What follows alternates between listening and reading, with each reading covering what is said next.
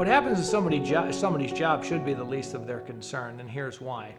Think about when you're sick or when you have any other problem and you call your employer and you tell them that you're not feeling well or there's something wrong in your family. Any good employer's first response is no problem, take care of you.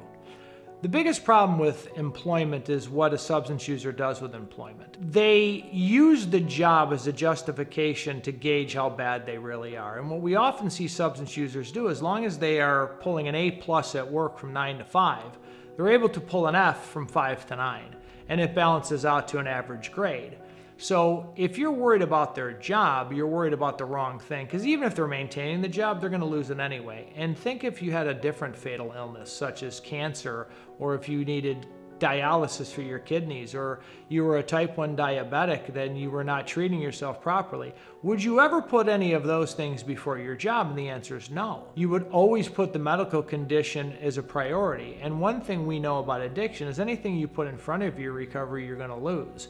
So families, they often think like, oh man, if they just find that right job, or if they just hang on to their job, or they just meet that special someone, or if they just get their kids back, or if they just start going to the gym, they're going to be fine.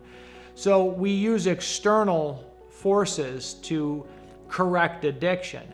And the other thing about a job that I've always found fascinating is the substance user's ego. See, a substance user thinks they're the smartest person they know. They don't think they're replaceable. They think if not for them, the job would never work. Then the place would not be able to keep the lights on if not for the substance user. And just taking it even a step back further, I remember I was watching an episode on television that was talking about how billions of dollars go unused each year in America on vacation days. We think, oh wow, Americans are such hardworking people. True story. However, that's not why they don't take vacation. People don't take vacation because they're afraid that if they go on vacation and nothing goes wrong, then were they really that important anyway? And that's why people don't take vacation at work. They tell you it's because they're hard workers, and they are, but that's not entirely the big picture.